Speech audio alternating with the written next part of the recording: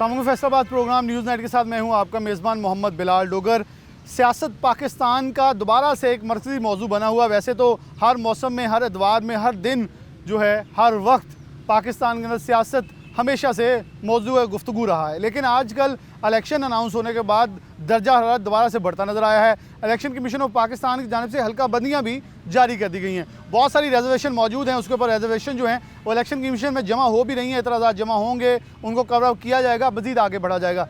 लेकिन इस वक्त सिनेरियो ये है, पाकिस्तान मुस्लिम लीग नून के जो कायद हैं मियाँ मोहम्मद नवाज शरीफ साबिक़ वज़ीर-ए-आज़म पाकिस्तान जो हैं वो वापस वतन आ रहे हैं। उन्होंने अलविदाई मुलाकातें जो हैं बरतानिया में, मेरे दोस्त मौजूद हैं, कोलीग्स मौजूद हैं, उनके साथ मुलाकातें भी कर ली हैं। और जो अपने नज़दीक रुफ़का थे, जो नून लीग के रोज़ उनके दफ्तर जो है वो उधर बाहर मौजूद होते थे, मार्बल राज के करीब जो है स्टैन होप हाउस के बाहर मौजूद होते थे, उनसे भी मुलाकातें कर ली हैं।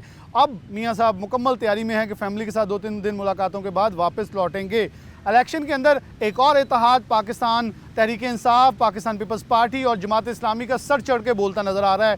IPP एक तरफ खड़ी नज़र आ रही है, जैसे वो एंटर हुई थी उन्होंने भी कहा हमारी जमात अब रजिस्टर हो चुकी है। फिरदौस आशिक अवान कहती हैं अब बाकायदा कैंपेन का आगाज़ किया जाएगा और आवाम तक पहुँचा जाएगा। इलेक्शन में 3 माह, कम अज़ कम 2.5 से 3 माह बाकी हैं। क्या सिनेरियो होगा? हमारे आज के मेहमान जो हमारे साथ मौजूद हैं, मैं आपका तारुफ करवा दूं उनके साथ, फिर बकायदा प्रोग्राम के सवालों जवाब की तरफ बढ़ते हैं। शेख मोहम्मद इजाज़ साहब मौजूद हैं, साबिक़ MP हैं, सिटी सदर हैं पाकिस्तान मुस्लिम लीग नून के। उनके साथ मुजम्मिल सरवर डोगर साहब मौजूद हैं, जो कि आज़ाद हैसियत से NA 101 से जो हैं उम्मीदवार के तौर पर कंटेस्ट कर रहे हैं। एक सीट खाली है। नजम वड़ाई साहब पाकिस्तान पीपल्स पार्टी से उनका ताल्लुक है, साबिक़ MPA के कैंडिडेट हैं, अब MNA के लिए ख्वाहिशमंद हैं, वो हमारे साथ मौजूद होंगे और तंजीमी ओहदेदार भी हैं। मैं शेख साहब से आगाज़ कर लेता हूँ। शेख इजाज़ साहब, इस वक्त सबसे ज़्यादा मौजू ये है कि पाकिस्तान मुस्लिम नून किस हद तक बड़ा इस्तकबाल करने में कामयाब हो जाएगी, क्योंकि पाकिस्तान मुस्लिम नून के कायद सदर जो हैं इस वक्त शहबाज शरीफ साहब लाहौर में तो कॉर्नर मीटिंग्स और डोर टू डोर जा रहे हैं, लेकिन फैसलाबाद से आप लोगों को बुलाकर वहाँ इंटीमेट किया जाता है। अब फैसलाबाद भी एक आधा चक्कर किसी लीडर को लगा लेना चाहिए। क्या लगता है कि पाकिस्तान मुस्लिम लीग नून मीनार पाकिस्तान के अंदर 5 लाख से ज़ायद जो उनका अभी एस्टीमेट चल रहा है, इतना बड़ा इस्तकबाल करके आप एक दोबारा से ग्राउंड बना सकेंगे कि नवाज शरीफ वापस आएँ और आवाम की उम्मीदें जो हैं दोबारा से जा सकें? क्योंकि हालिया ये मियाँ शहबाज शरीफ भी कबूल कर चुके हैं, जो हालिया महंगाई का एक सिनेरियो आपके खाते पड़ा है वो बड़ा ही डिस्टर्बिंग है, क्योंकि जितनी भी PDM की जमातें हैं वो यहाँ से निकल गई हैं और ये हार आपके गले में डाल चुकी हैं। जी बहुत शुक्रिया डोगर साहब। आपके 2 सवाल हैं, एक तो ये है कि जलसा गाह भर जाएगा और दूसरा जो है वो फैसलाबाद में अभी तक कोई मेजर लीडरशिप नहीं आई। तो इसमें मेरी आपसे गुजारिश ये है कि पहली मीटिंग जो है वो लाहौर में राना सनाउल्लाह साहब जो हमारे सूबाई सदर हैं उन्होंने और मरीम नवाज शरीफ साहबा ने कन्वीन की। उसमें उन्होंने पूरे पंजाब के जो डिस्ट्रिक्ट हेड थे, पार्टी के जो ऑफिस बेरर थे और टिकट होल्डर्स MNA MPA सबको बुलाया, उनको टास्क दे के भेज दिया गया और यहाँ फैसलाबाद के अंदर उसको काउंटर चेक करने के लिए कि जी क्या एक्टिविटीज़ चल रही हैं, जो एक तरीकाकार होता है पॉलिटिकल पार्टीज़ का, उसमें खुरम दस्तगीर साहब को बनाया गया है डिवीज़नल कोऑर्डिनेटर जी, और हमारे डिस्ट्रिक्ट के कोऑर्डिनेटर जो हैं वो चौधरी जाफ़र इकबाल साहब बने। हमने जब से लाहौर से आए हैं, जितने मेरे कोलीग्स, सबसे पहले मैंने बतौर प्रेसिडेंट PMLN कॉरपोरेशन फैसलाबाद वो एक मुकामी रेस्टोरेंट में जो है, आप भी कोई 1 to 5 बांट रहे हैं नून लीग में, इस बार 1 to 5 में बड़ी बाज़गश्त है, आप 70 दे रहे हैं, बाइक दे रहे हैं, क्या दे रहे हैं? नहीं, हम तो अल्लाह के फजल से अपने नौजवानों को बेहतरीन मुस्तकबिल देने जा रहे हैं। ये 1 to 5 और 70 कौन बांट रहा है ये थोड़ी देर बाद आपसे पूछेंगे। मैं कम टू द पॉइंट, मैंने पहले मीटिंग कर ली, डिस्ट्रिक्ट वालों ने कर ली और अब इंशाल्लाह ताला एक हम कॉन्स्टिट्यूंसी वाइज मीटिंग कर रहे हैं। कॉन्स्टिट्यूंसी में मैंने अपनी कॉन्स्टिट्यूंसी में मीटिंग कर ली हुई है और हमने जो है एवरेज 20 हमारी डोगर साहब यूनियन काउंसिल्स हैं, उन 20 यूनियन काउंसिल्स में जो 500 का हदफ है उसको हम डबल करेंगे इंशाल्लाह ताला। फॉर एग्जांपल एक यूनियन काउंसिल में अगर मैं अपने बंदों के ज़ुम्मे 50 बंदे भी लगाऊं तो ये 1000 बनता है। फैसलाबाद से जब ये काफ़िला निकलेगा, आपका चैनल ही दिखाएगा अल्लाह के फजल करम से, पाकिस्तान की तारीख़ में इससे पहले जो है वो पाकिस्तान में मियाँ नवाज शरीफ साहब का इतना बड़ा फ़कीदुल मिसाल इस्तकबाल नहीं हुआ होगा जो अब 21 को होने जा रहा है। चलिए मैं आपके पास वापस आऊँगा, मैं तो दुआ करूँगा पिछली बार की तरह एयरपोर्ट तक पहुंचा जाए, ये ना मियाँ साहब को मायूस किया जाए, क्योंकि कुछ हकायक हैं जो कि ज़रा तल्ख हो जाते हैं। नजब राय साहब हमें ज्वाइन कर चुके हैं, शुक्रिया आपका। मैं मुजम्मिल की तरफ बढ़ूँगा। आप क्या समझते हैं, आप पार्टी से वाबस्ता भी रहे इससे पहले पिछले इलेक्शन के पास, लेकिन अब आज़ाद और आईपीपी का कितना इख्तियार है? क्योंकि बहुत सारे मुझे अभी कैंडिडेट नज़र आ रहे हैं जो पाकिस्तान तहरीक-ए-इंसाफ से माफ़ी मांगकर आज़ाद हैसियत से इस वक्त आ चुके हैं। वो कहीं ना कहीं मुझे बहुत सारी सोर्सेज से नज़र आ रहा है कि उनके ऊपर इन्वेस्टमेंट भी हो रही है, कोई कोशिश भी की जा रही है उनके ऊपर आशीर्वाद दिया जाए। तो ऐसी कोई उम्मीदें हैं जो आपको लग रहा है कि आवाम रिस्पॉन्ड करने के लिए रेडी है? जहाँ पाकिस्तान तहरीक-ए-इंसाफ नहीं होगी तो आज़ाद कैंडिडेट्स कहीं ना कहीं अपनी पोजीशन बनाने के पोजीशन में होंगे। बिस्मिल्लाहिर्रहमानिर्रहीम। बिलाल, बहुत शुक्रिया। जहाँ तक बात है कि इंडिपेंडेंट कैंडिडेट्स की, तो आप देखेंगे कि ये जो इलेक्शन है 85 के बाद, 85 का जो इलेक्शन था वो गैर जमाती था, लेकिन अब उसके बाद अब ये 2024 का इलेक्शन ऐसा होगा कि आप देखेंगे कि लोग सबसे ज़्यादा जो एतबार ट्रस्ट जो करेंगे वो आज़ाद कैंडिडेट्स पे करेंगे। आज़ाद कैंडिडेट्स कौन से होंगे? ऐसे कैंडिडेट्स नहीं कि जो एक माह पहले आ जाएँ और कहेंगे हम आज़ाद इलेक्शन लड़ रहे हैं। ऐसे कैंडिडेट्स जो मैच्योर हैं, जो पॉलिटिकल मैच्योर हैं और हल्के में जिनकी 4-5 साल 10 साल से एफ़र्ट्स जारी हैं, वो कैंडिडेट्स मैदान ज़रूर मारेंगे जिनकी एफ़र्ट थी और वो मेहनत कर रहे थे। अब अल्लाह ताला ने ऐसे सिनेरियो बना दिए हैं कि लोगों जो पिछले 16 माह में नून लीग ने तो महंगाई की है, पीडीएम ने, और इससे पहले जो 3.5-4 साल थे वो पीटीआई की गवर्नमेंट थी। तो जो पिछले 10 साल में लोगों ने पार्टीज़ को भरपूर वोट दिया, लेकिन अब लोग इन सारी पार्टी से तकरीबन फेड अप हैं। जहाँ पर अच्छा आज़ाद कैंडिडेट आएगा, लोगों को कन्विंस कर लेगा लोग। मैं समझता हूँ, मैं हल्के में मेहनत कर रहा हूँ, मैं देख रहा हूँ कि लोग आज़ाद उम्मीदवार को ज़्यादा प्रेफरेंस दे रहे हैं। देख रहे हैं कि अपना किसी को तो वोट देना है। अब 16 अलार्मिंग था कि मियां मोहम्मद शहबाज शरीफ को उनके हल्का इंतखाब में कुछ वो जो मैं वीडियो चलाने वाली नहीं है उनके अंदर उन्हें रोका भी गया, उन्होंने फिर उनके साथ मीटिंग करके उनको कवर अप किया कि आपके तहफ़्फ़ुज़ात दूर किए जाएंगे। लेकिन ये बड़ा अलार्मिंग था कि अंदरून लाहौर के अंदर मियां शहबाज शरीफ या नवाज शरीफ की गाड़ी को रोका जा सकता है। जी ये NA-123 का वाक़या है जो कि मियां साहिबान का नून लीग का बड़ा गढ़ माना जाता है, शादरेवाला का। तो वहाँ इन्हें ऐसा रिस्पॉन्स नहीं मिलना चाहिए था। एक तो उन्होंने जो वहाँ पे जुलूस किया वो बड़ी तंग गली में था। इतनी बड़ी जमात को ये जेब नहीं देता कि वो तंग गली में करे, थोड़ा बड़ा करना चाहिए ताकि लोगों को पता चले। लेकिन तो पाकिस्तानी तंग गली में आ गया। हाँ जी, मैं नजम साहब आपकी तरफ बात जारी रहेगी, नजम राय की तरफ बढ़ूँगा। आप कैसे देख रहे हैं पाकिस्तान पीपल्स पार्टी, पीटीआई और जमात इस्लामी एक अनऑफिशियली इत्तेहाद चल रहा है जिसकी मीटिंग भी फैसलाबाद के अंदर एक आधी हुई है, पंजाब के अंदर भी मीटिंग्स हो रही हैं। तो कुछ पर्दा उठाएं कि क्या होने जा रहा है? आप लोग तीनों मिलकर क्या करेंगे? कोई नया पेंडोरा बॉक्स खुलेगा या एक नया इत्तेहाद आएगा जो पाकिस्तान के लिए, पाकिस्तान की सियासत के अंदर बौछार पैदा कर सकता है?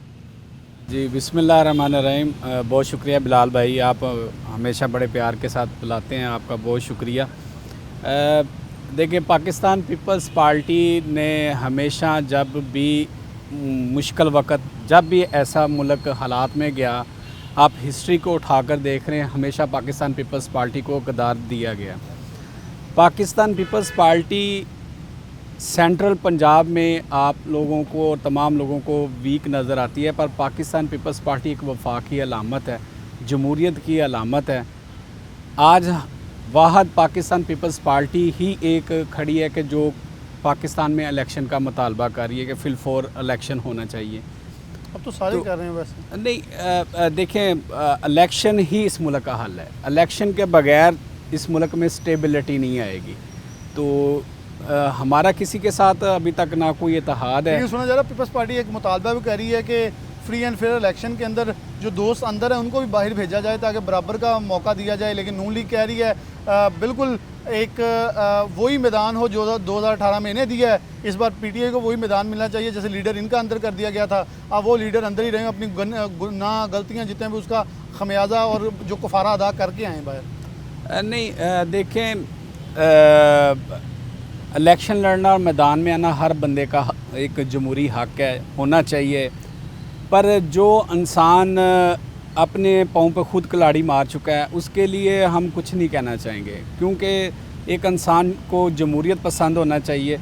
हमने पीपल्स पार्टी के साथ जो कुछ हुआ है वो आपको पता है, पर हमने कभी कानून को अपने हाथ में नहीं लिया। अब जिस बंदे ने अपने कानून को हाथ लिया सज़ा तो उसको भुगतना पड़ेगी ना जी। हमें ये नहीं है कि वो बाहर निकलें या अंदर रहें, अगर किसी बंदे ने खुद अपनी गलती की, अपने पाँव पर कलाड़ी मारी, सज़ा कानून सबके लिए बराबर है। हमारा मुतालबा ये है कि पीटीआई के निशान ज़रूर होना चाहिए, इलेक्शन में उसको होना चाहिए। इलेक्शन में अगर किसी को बाहर निकाल, तो इंटर पार्टी इलेक्शन भी उन्होंने करवाए, बड़े खतरात उनके ऊपर मंडला रहे हैं। इंटर पार्टी इलेक्शन करवाए नहीं है, उनकी तरफ से कोई फ्रंट पे आना चाहता। इंटर पार्टी इलेक्शन करवाएंगे तो फिर तो कासिम ही मेरा ख्याल है बन सकता है अब चेयरमैन, क्योंकि जो मौसूफ है वो तो अब अंदर है। नहीं, ये तो उनके घर का मैटर है जी, ये हम नहीं कर सकते। हर इंसान को बुरे वक्त के लिए सोचना चाहिए। क्योंकि एक आधी मीटिंग में उन्होंने अनाउंस किया था कि मेरा बेटा कासिम हो सकता है इसके अंदर आगे, तो फिर उम्मीदें तो वैसी नज़र आ रही हैं। देखें जी, उन्होंने तो बड़े वरासती सियासत पर बड़े नारे लगाए हैं, ना वो इस चीज़ पर आएंगे। हमारा सिर्फ ये मुतालबा है, इलेक्शन फ्री होना चाहिए और तमाम, चाहे कोई इंडिपेंडेंट आए, चाहे कोई किसी जमात के प्लेटफार्म से आए, इलेक्शन हो और किसी का हक ना रखा जाए। जो जमातें इलेक्शन में नहीं हैं, ये भी गलत बात है, जमातों को इलेक्शन में आना चाहिए। आज अगर हम किसी को बैक पर लेकर जाएंगे, कल को हमारा भी निशान गायब हो सकता है। मैं बात का जो सिलसिला वो जारी रहेगा। यहाँ एक छोटी सी ब्रेक लेंगे, हमारे साथ जुड़े रहेंगे। एक ब्रेक दोबारा आएंगे, तीनों मेहमान हमारे साथ मौजूद है। एक छोटी सी ब्रेक, वापस आ रहे हैं।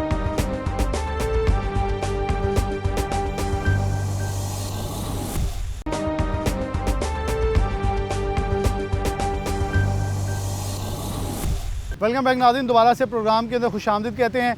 तीनों मेहमान हमारे साथ मौजूद हैं। शेख एजाज साहब की तरफ बढ़ूँगा। शेख साहब, अभी जो चंद दिन में हालात बने और ख़ास तौर पर जो अपेक्स कमेटी ने फ़ैसले किए हैं, उससे दोबारा से एक चीज़ सामने आई है कि इतना बड़ा फ़ैसला 1 नवंबर से तमाम गैर मुल्की जो यहाँ मुकीम लोग हैं उनको निकाल बाहर किया जाएगा। बॉर्डर के ऊपर इस वक्त लाइनें लगी हुई हैं, लग नहीं रहा, लोग कह रहे हैं कि इलेक्शन हो सकते हैं। आपको लग रहा है कि इलेक्शन होंगे? क्योंकि माहौल कुछ एकदम से 3 दिन के अंदर अंदर डिफरेंस बिल्कुल तब्दील हुआ है। और एक फैज़ाबाद धरने की बाज़ गश्त हम सुन रहे हैं कोर्ट के अंदर। नून लीग एकदम से, जैसे आपके मुंह के ऊपर एक मुस्कुराहट आई है, एक मुस्कुराहट आती है फैज़ाबाद धरने केस सुन के कि अगर ये लाइव चलता है तो नून लीग को एक वर्ल्ड कप मिलेगा जिस पे वो एक मौक़िफ़ अपनाकर इलेक्शन कैंपेन चला सकेंगे। सच है ये देखें जी, जो फैज़ाबाद धरना केस है वो पाकिस्तान का एक तारीख़ी अहमियत का हामिल केस। उसमें उन किरदारों को जो है वो बिल्कुल नंगा किया गया है जिन्होंने मुल्क की जमहूरियत के साथ, मुल्क की पॉपुलर लीडरशिप के साथ और मुल्क की मईशत के साथ जो खिलवाड़ खेला। किन्होंने वो धरना करवाया, क्या क्या उसमें हुआ और कौन कौन से किरदार बेनकाब हुए, ये अब लोगों के जो है वो ज़ुबान ज़द आम बात है। थोड़ा सा मैं चूँकि पार्टी का स्पोक्समैन रिस्पॉन्ड करूँगा। मुझे यहाँ पे आपने बताया कि ये एक वाक़या हुआ लाहौर में और मियाँ शबाशी साहब की गाड़ी जो है वो उन्होंने जनाब उनके हलके में अंदरून लाहौर में घेर ली। तो ज़ाहिर है गाड़ी उन्होंने अंदरून लाहौर में घेरनी थी, नहर पे तो घेरनी थी, नहर पे तो घेरनी नहीं थी, उनका हलका था। तो मैं समझता हूँ कि ये जमहूरियत का हुस्न है कि उनका लीडर वर्करों का गया है हलके में। अगर उनको कोई उनके साथ कोई नेगोशिएट करना था या उनको गिला शिकवा था, उन्होंने गाड़ी रोकी है और उन्होंने कोई हार्श वर्ड्स का भी तबादला किया है, तो उन्होंने लीडरशिप ने उनको बुलाया है, बुला के उनको कंसोल किया है, चाय का कप पिलाया, उनसे पूछा कि क्या गिले शिकवे। उन्होंने बताया कि हमारे ये शिकवे, उनके शिकवे दूर कर दिए गए। तो ये मैं समझता हूँ कि इतना कोई ऐसा खुदा न खास्ता ऐसा वाक़या नहीं है कि जिससे हम इसको इस तरह पोर्ट्रे करें कि शायद वो कोई नून लीग की मकबूलियत में कमी आ गई है। बाकी इलेक्शन जो हैं, तो जैसे मेरे भाइयों ने भी कहा है कि इलेक्शन इस वक्त मैं समझता हूँ कि ज़रूर होने चाहिए एज़ पॉलिटिकल वर्कर भी, और बिल्कुल लेवल प्लेइंग फील्ड मिलना चाहिए।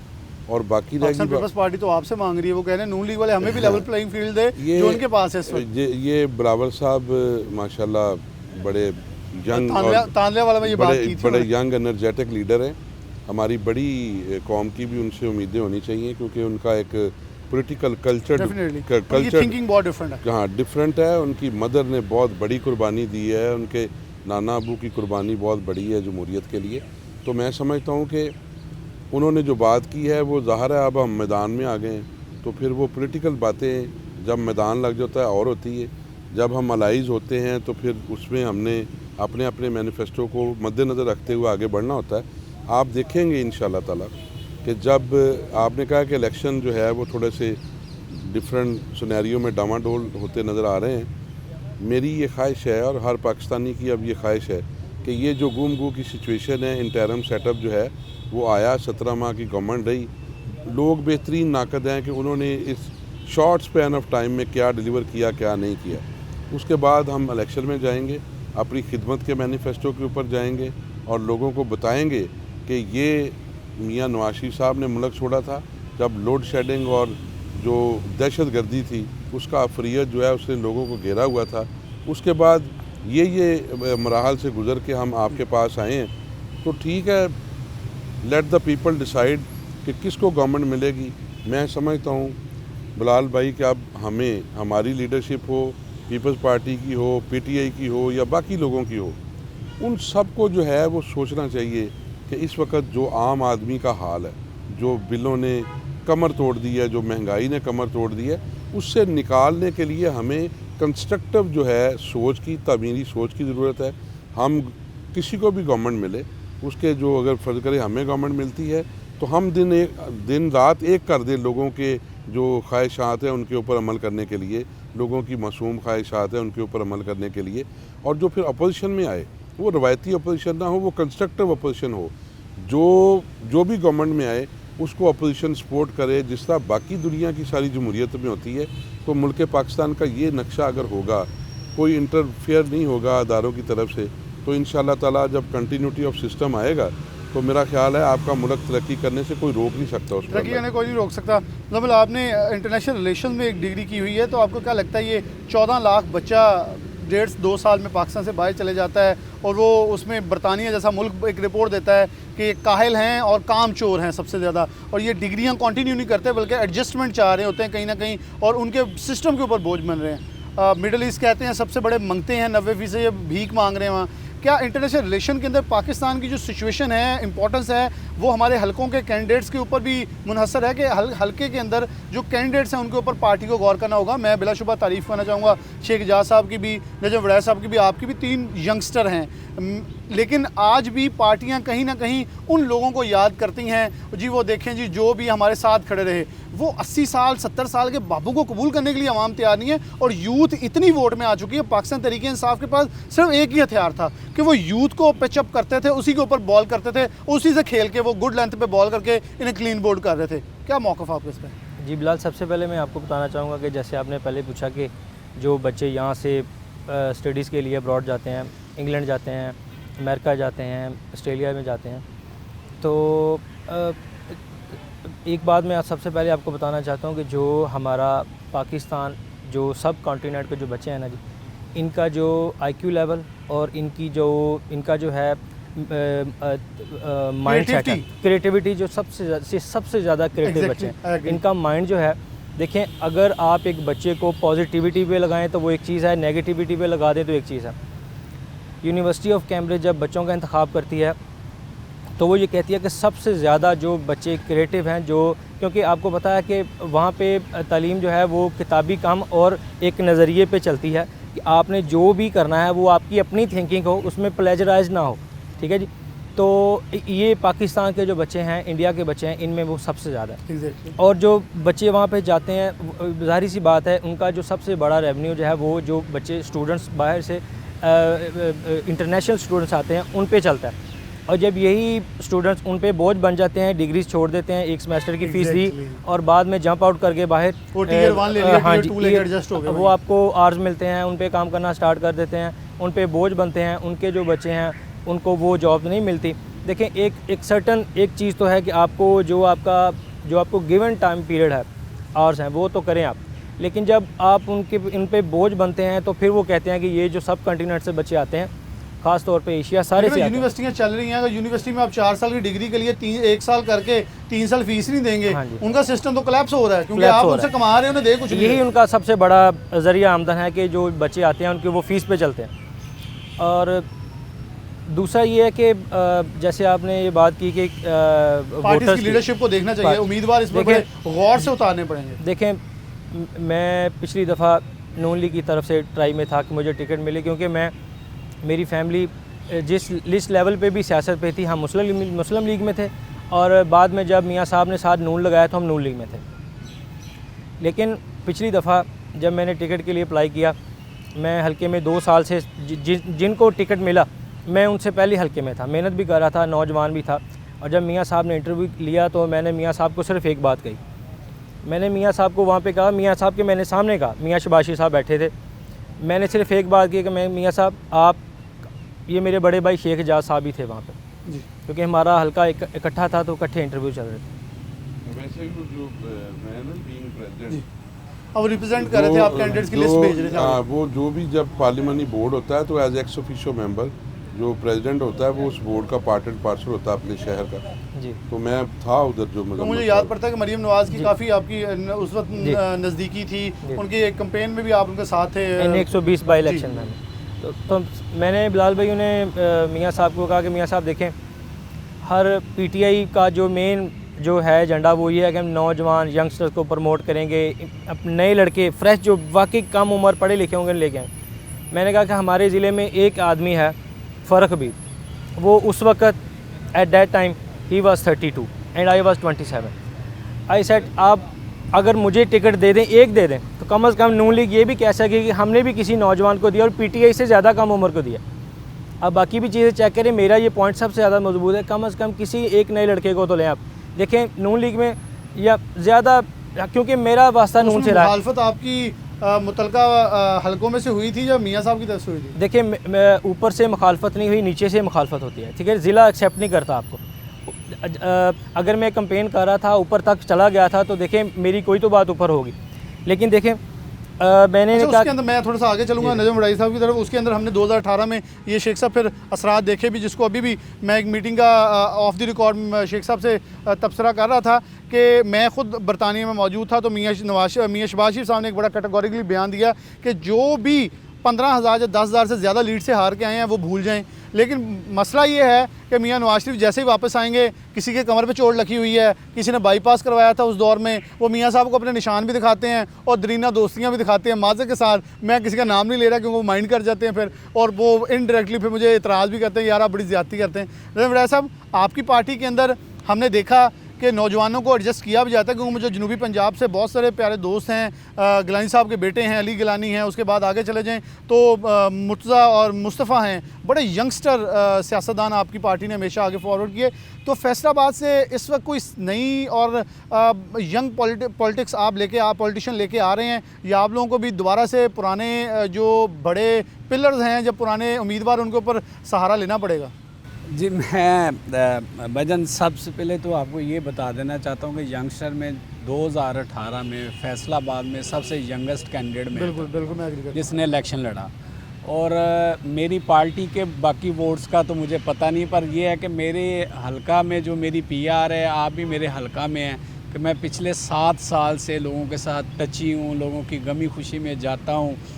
पीपल्स पार्टी के अलावा भी लोग मेरे से, कि मेरी फैमिली की वजह से लोग मेरे से प्यार करते हैं, मेरे अखलाक की वजह से, क्योंकि ये मोहब्बत के साथ होता है।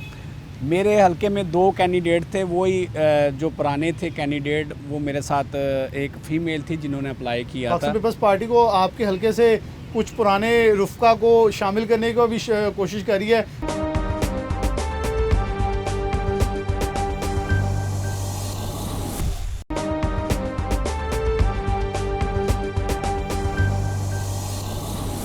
मुझे आपके ही सिटी सदर ने कुछ थोड़ा सा इंडिकेशन दी थी कि हम कुछ कोशिश में हैं, जो हमें अच्छे वक्तों में छोड़ गए हैं वो अब बुरे वक्तों में साथ आ जाए। बात यह है कि पीपल्स पार्टी एक हकीकत है। पीपल्स पार्टी को ना कोई बंदा डिनाई कर सकता है। जब भी किसी भी जमात को किसी सहारे की ज़रूरत होती है तो पीपल्स पार्टी ही उसको कंधा लगा के आगे करती है। ये है कि पीपल्स पार्टी की जो क्वालिटी है, जो आज तक मुझे भी वहाँ पे खड़ी रखी हुई है, कि पीपल्स पार्टी अपने वर्कर को नहीं भूलती है। पीपल्स पार्टी जिस बंदे ने जो टाइम सर्वाइवल किया होता है, अगर वो बंदा इलेक्शन ना लड़ सके उसको किसी ना किसी जगह पर ज़रूर एडजस्ट करती है। तो 2018 में मैंने इलेक्शन लड़ा, और मैं वोट बैंक का तो जिक्र नहीं करूँगा, मैं पर फैसलाबाद में यंगेस्ट होने के बावजूद फैसलाबाद पीपल्स पार्टी को मैं टॉपर था। तो ये है कि इलेक्शन में जाना, इलेक्शन से बाहर आना, ये अल्लाह ताला के हाथ में होता है, इंसान के इख्तियार में नहीं होता। अगर मेरी जमात मुझे दोबारा चांस देगी मैंने अपना जब ये ज़िमनी इलेक्शन MNA का उस वक्त भी मैंने अपनी पार्टी की तरफ से मुझे टिकट मिला, MPA का दोबारा फिर मुझे पार्टी ने टिकट दिया। तो इंशाल्लाह ताला फैसलाबाद से सबसे यंगेस्ट कैंडिडेट पीपल्स पार्टी का मैं अभी भी मैं ही हूँ, क्योंकि बिलावल और मेरी एज हम एज हैं। तो सबसे बड़ी बात है पीपल्स पार्टी का लीडर यंगस्टर है, तो हमने यंगस्टर को मौका क्यों नहीं देना। मैं शेख साहब एक चीज़ पूछना चाहूँगा, नजफ वड़ाई साहब से मेरा ये सवाल होगा, मुजम्मिल से भी होगा, ये धड़ाबंदी की सियासत हमारी हलकों में भी है और पार्टी में भी है। अब आपका हलका भी इस वक्त डिस्कशन में है, क्योंकि एक मौसूफ आपके हलके से जो हैं वो उम्मीदवार बन जाते हैं, लेकिन दूसरे हलके में जहां वो उनका पुराना हलका है वहाँ टिकट भी नहीं अप्लाई भी नहीं करते। और आपका सुना जा रहा है आप एक और हलके में भी इंटरेस्टेड हैं, जो कि PP 117 था, 117 था, 118 हो गया, I think so, if I might not be wrong. तो आप किस हल्के से लड़ेंगे? और ये जो पार्टी के अंदर इस वक्त तनाव है दो ग्रुप्स का, वो दोबारा से जैसे इलेक्शन नज़दीक आया है तो बेशतर उम्मीदवार जो हैं वो चौधरी शेर अली ग्रुप से भी सामने आ रहे हैं, राणा सनाउल्लाह ग्रुप से भी सामने आ रहे हैं। राणा सनाउल्लाह ग्रुप के हमने बंदे देखे हैं कि वो एडजस्टमेंट होती नज़र आ रही है, लेकिन चौधरी साहब वाले बंदे आप लोगों के साथ कहीं ना कहीं टसल लगाते नज़र आ रहे हैं। तो क्या नून लीग इसका नुकसान तो नहीं होगी, क्योंकि पिछले इलेक्शन में ये नुकसान हमने होता देखा? नहीं, ये बड़ा आपका रेलिवेंट क्वेश्चन है, लेकिन मैं आपको बताऊं जी, ये जो पॉलिटिकल पार्टीज़ होती है ना, वो कोई डिसिप्लिन फोर्स नहीं हुआ करती। ज़ाहिर है हर बंदे की ख्वाहिश है। अब जिन मौसूफ का आप जिक्र कर रहे हैं वो गांव वाले हलके से उनको इसलिए टिकट दिया गया था, हालांकि पिछली मरतबा उन्होंने मेरे मद्दे मुकाबल जो है वो आज़ाद हैसियत से इलेक्शन लड़ा, और आज़ाद हैसियत से इलेक्शन लड़ने वाला बंदा जो होता है वो जब पार्टी टिकट की खिलाफ वर्जी करता है तो इसका मतलब ये है कि उसने यानी नोइंगली और पर्पजली पार्टी की खिलाफ वर्जी की है, तो वो पार्टी तो फ़ारग हो गया। एक तरफ से पार्टी की तरफ से और एक तरफ से आज़ाद जी, वो फ़ारग हो गया पार्टी से। उसके बाद फिर पार्टी को उन्होंने दोबारा अप्लाई किया और पार्टी ने फिर मुझसे भी मुशावरत हुई। हमने बड़े दिल का मुजाहरा किया, हमने कहा चलें इनको भी अगर एक दफ़ा हो गया, इनकी ये फीलिंग थी कि शायद वो उनकी फीलिंग्स हर्ट हुई हैं तो इनको उधर से मिल जाएगा टिकट। तो वो उन्होंने अब जब वहाँ का हल्का थोड़ा डिस्टर्ब हुआ तो उन्होंने कहा कि मैं चलें ज़रा इधर भी थोड़ा शुगल मुगल लगाऊं, ताकि पहली तनख्वाह पे काम करने के लिए शायद मुझे पार्टी राज़ी हो जाए। तो वो उसमें इतनी सी बात है और कोई बात नहीं है। बाकी रहेगी मेरी ज़ात की बात। मुझे बिलाल भाई 13वां साल है जी बीइंग प्रेसिडेंट ये नवाज शरीफ की मोहब्बत का अंदाज़ा मुझे है आपके जी, साथ। वो पार्टी की मेहरबानी है। मैं पार्टी का मियाँ नवाज शरीफ का एक बड़ा अदना सा कारकुन हूँ, और बेहतरीन नाकद शहर के लोग हैं, मेरी पार्टी के लोग हैं कि मैंने अपने इस टेन्योर में पार्टी के लिए क्या किया और क्या नहीं किया। मेरी खिदमात मियाँ नवाज शरीफ साहब के हवाले से या पार्टी के दीगर लोगों हवाले से बहुत कम हो सकती हैं, लेकिन एक बड़ी अहम बात कि पार्टी के साथ जीना और पार्टी के साथ मरना। जिस दिन मैं समझूंगा कि मुझे PMLN छोड़नी पड़ रही है या कुछ सियासत में ऐसा रुख आ गया, तो मेरी प्रायोरिटी जो है वो मियाँ मोहम्मद नवाज शरीफ होंगे, पार्टी होगी। मैं अल्लाह के फजल करम से पार्टी का एक कारकुन हूँ और पार्टी के साथ जो है वो मेरा जीना मरना है। बाकी रहेगी बात चौधरी शेर अली ग्रुप की और राणा सनाउल्लाह साहब वाले ग्रुप की, इसमें कोई दो राय नहीं है कि पहले ये बड़ी हाइप थी, क्रिएट हुई। फिर आबद साहब का जब ज़िमनी इलेक्शन आया तो राणा साहब ने मीटिंग की, तमाम लोगों को ऑन बोर्ड किया, और मेरे साथ जो 8 यूनियन काउंसिल्स थी आबद साहब की, रिज़ल्ट जो है वो ऑन रिकॉर्ड है, सबसे कम मार्जिन से, क्योंकि उस वक्त जो वेव थी आपके इलम में ही, सबसे कम मार्जिन में वो मेरी यूनियन काउंसिल से जो थे वो उन्होंने लूज़ किया था। जी, राणा सनाउल्लाह के ही मेन बंदे अमीन भट्ट साहब की CC जीती हुई है, उन्होंने CC 1 जीते थे। जी, चंद वोटों से मेरी जो 8 यूनियन काउंसिल उनके साथ अटैच थी वहाँ से हुआ। और आप देखेंगे कि इंशाल्लाह ताला फैसलाबाद में कोई ऐसी फ़िज़ा पैदा नहीं होगी। जो ही इलेक्शन का डोल पड़ेगा, टिकटों के फैसले हो जाएंगे, सारे लोग जो हैं वो अपने अपने हल्के में एंगेज हो जाते हैं। किसी को ये होश नहीं होता कि मैंने बरार साहब के हल्के में इंटरवीन करना, या किसी को ये टाइम ही नहीं होता। और पार्टी इस वक्त जिस फेज़ से, जिस सिनेरियो से मुल्क गुजर रहा है, हमें बाहमी इत्तेहाद की और यगानगत की बड़ी ज़रूरत है। और इंशाल्लाह आप देखेंगे कि PMLN पूरे तकड़े तरीके से पूरी मोहब्बत से और पूरी कमिटमेंट से इलेक्शन में जाएगी। मतलब आप कैसे देखते हैं कि ये तनाव जो है, आपने कुछ सियासी जमातें देखी, वो बस्ती हैं दोस्तों के साथ और हल्के अंदर रहती हैं, ये कितना पार्टीज़ को डिस्टर्ब करती हैं? ये जो ग्रुपिंग है बिलाशुबा ये बरतानिया, अमेरिका हर जगह पाई जाती है। ये ग्रुपिंग कहीं तो अच्छी होती है जहाँ जमात को बहुत फ्रूटफुल कैंडिडेट मिलते हैं, और कहीं पार्टियों को तबाह भी कर देती, जो हमने देखा भी पाकिस्तान तहरीक साहब यहाँ 6-7 धड़ों में तकसीम नज़र आई। अब शेख खुर्रम शहजाद साहब, रज़ा नसरुल्लाह घुमन साहब, फैज़ुल्लाह कमोका साहब, वो फैज़ुल्लाह साहब इस वक्त इश्तिहारी हैं, लेकिन बाकी 2 कैंडिडेट से मेरा रब्ता रहता है, वो बड़े एनॉय हैं और वो फैसला करने में भी कासर नज़र आ रहे हैं। वो हमसे भी पूछ रहे होते हैं कि क्या करना चाहिए। तो मेरा तो उनको ये मशवरा, एक बार हल्के में निकलें, एक्टिव रहें, मौके पे चीज़ें फैसला हो जाती हैं, लेकिन हल्के से कट ऑफ हो जाएंगे तो कुछ नहीं होगा। तो ये ग्रुपिंग कितना पार्टियों को डिस्टर्ब कर रही है? देखिए, लॉबिंग ग्रुपिंग जो है ये बहुत अहमियत की हामिल है। अगर देखें, एक जब पार्टी एक ही चेयरमैन या प्रेसिडेंट के ज़ेर साया चल रही है तो वो एक मुनज़्ज़म तंजीम होगी, जिसे सब एक आदमी को बे करना हो तो वो आसान है लोगों के लिए, कि ऊपर पार्टी प्रेसिडेंट बैठा है, सब बराबर हैं, और लोगों के अंदर नफ़रत और ये हसद, ये जो कंपटीशन होता है वो थोड़ा कम रह जाता है। जब एक ही डिस्ट्रिक्ट में 2 या 3 से ज़्यादा ग्रुप बन जाएँ, वो पार्टी प्रेसिडेंट के लिए भी मुश्किलात होती हैं कि मैं अब किसको oblige करूँ। तो इससे जो बाकी जो ग्रुप में जो बाकी मेंबरान होते हैं उनके लिए भी मेंबरान कौमी और सूबाई फ़ायदा हो जाता है। जो माहिर होते हैं, पॉलिश भी लफ्ज़ बोल लेंगे, कोई और बोला नहीं जा सकता लफ्ज़, उसमें माहिर तो कामयाब होते हैं।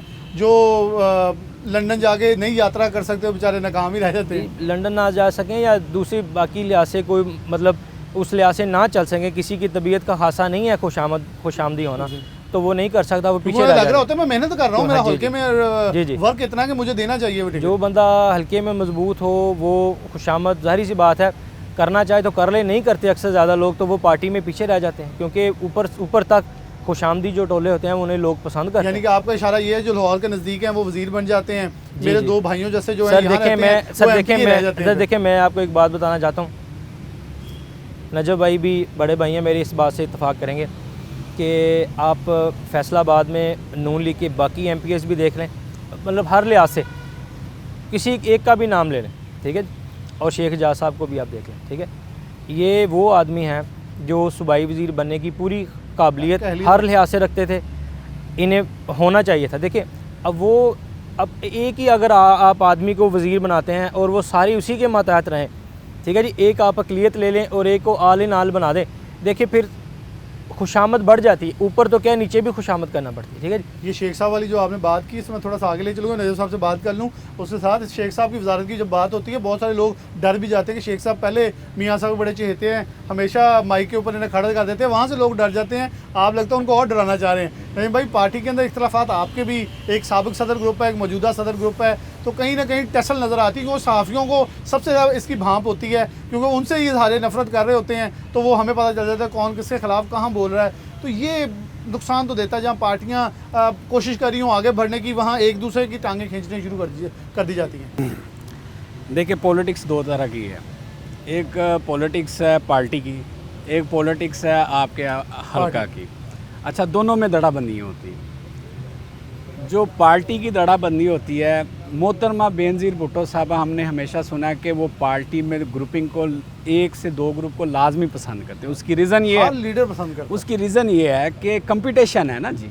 अगर हमने जब तक एक बंदा कहता है जी मैं 300 बंदा लेकर आऊँगा, और दूसरा उसको दिखाने के लिए 400 तो लेकर आता है ना, ये तो एक पार्टी का हुस्न है। तो इसको तो होना चाहिए, मैं तो ये नहीं कहता, क्योंकि इसमें अगर आप दड़ाबंदी ना होगा, कंपटीशन ना, 1 साइडेड मैच हो, तो बंदा कभी भी नहीं जीत सकता, ठीक है ना जी। ये तो पार्टी का एक हुस्न है। मोहतरमा बेनज़ीर भुट्टो हमेशा इस चीज़ को लाइक करती थी और कहती थी कि आप परफॉर्मेंस करें। अगर शेख जाज आज सिटी का प्रेसिडेंट है तो परफॉर्मेंस के सर पर है, ठीक है। अगर नजफ साहब पीपल्स पार्टी का डिविजनल नायब सदर है तो एक अपनी परफॉर्मेंस के सर पर है। तो अगर पीपल्स पार्टी का मैं स्टेक होल्डर हूँ, अपने हल्के में टिकट में अपने कायम किया हुआ, तो उसके मैंने अपनी परफॉर्मेंस के सर पे हूँ। इसी तरह पॉलिटिक्स अपने हल्के की दड़ाबंदी की भी है। जो सिटी की पॉलिटिक्स है, सिटी में दड़ाबंदी नहीं होती, वो 2 गलियों की हो सकती है, ज़्यादा से ज़्यादा एक यूनियन काउंसिल लाइक हो सकती है, क्योंकि यहाँ पे मोस्टली पढ़ा लिखा वोटर होता है, लोग इंडिपेंडेंट होते हैं, किसी के ऊपर डिपेंडेंट नहीं होते, लोगों को वेल नोन पता होता है। चूँकि आप और हम एक हल्का से हैं, और हमारे हलका में कुछ गांव आते हैं। बिल्कुल। जब गांव में जब हम जाते हैं तो गांव में बरादरी की वजह से दड़ाबंदी ज़रूर मौजूद है। होती है, और जो बरादरी की वजह से दड़ाबंदी होती है वो लोग उनके मतहद नहीं होते, उनका उनके साथ प्यार होता है, बिल्कुल। और वो उस बस्ती प्यार, होती है। वो जो प्यार होता है वो किसी जमात का मुस्तहिक नहीं होता। ना वो मुस्लिम लीग नून का वोटर होता है, ना वो मुस्लिम लीग, ना वो पीटीए का, ना वो पीपल्स पार्टी। वो पर्सनैलिटी को चेक करता है कि डोगर फैमिली किधर को गई है, राजपूत फैमिली किधर को गई है, जाट फैमिली किधर को गई है। तो दो ही गांव में बड़े दड़े होते हैं, वो उनके पीछे ही लोग लगे होते हैं और उन्हीं के साथ सेटलमेंट होती है। ये एक सियासत का हल्के में भी हुस्न है, पार्टी में भी हुस्न है। इसको एंजॉय करना चाहिए, ना कि इसको क्रिटिसाइज़ करना चलें जी, ये कह रहे हैं जैसे एंजॉय करना चाहिए। मैं प्रोग्राम के आखिर में तीनों मेहमानों का बहुत बहुत शुक्रिया अदा करना चाहूँगा, और साथ ये भी कहना चाहूँगा कि पाकिस्तान मुस्लिम नून को बहुत गौर से इस पर टिकटों का फैसले करने चाहिए, क्योंकि पिछली बार मुझे याद है मियाँ फ़ारूक और कासिम फ़ारूक के दरमियान एक टसल थी, मियाँ मनान और मियाँ इरफान मनान के दरमियान एक टसल नज़र आई, और हमने बज़ाहिर इसके एक सबूत जो हैं वो भी अपने आंखों से चश्मदीद गवाह होने के नाते देखे। तो यहाँ पार्टियों को देखना चाहिए, जैसे अकरम अंसारी साहब खुद रिक्वेस्ट करते हैं उनके बेटे को एडजस्ट कर लिया जाए, तो ये तीनों कैंडिडेट्स के बेटे भी हैं, खुद भी मौजूद हैं। अब फैसला पार्टी ने करना है, और इन्हीं तीन हलकों के ऊपर इस वक्त सबसे ज़्यादा बाज़गश्त बहस हो रही है कि इनके ऊपर किसको कहाँ एडजस्ट किया जाए। तो जो आज़ाद कैंडिडेट, जो यहाँ से पार्टी छोड़ के कैंडिडेट पीटीए के हैं, वो भी इन्हीं तीनों हलकों के अंदर मौजूद हैं। तो फैसला बड़ा इंटरेस्टिंग होगा। इलेक्शन अगर होते हैं तो यकीनन तौर पर फ़िज़ा अच्छी बनेगी। आवाम को तो महंगाई से इस वक्त गर्ज़ है कि महंगाई से छुटकारा मिले, ताकि आवाम सुख का सांस ले और एक अच्छी ज़िंदगी गुजार सके। इसी के साथ प्रोग्राम न्यूज़ डेस्क से इजाज़त दीजिए। अल्लाह हाफ़िज़।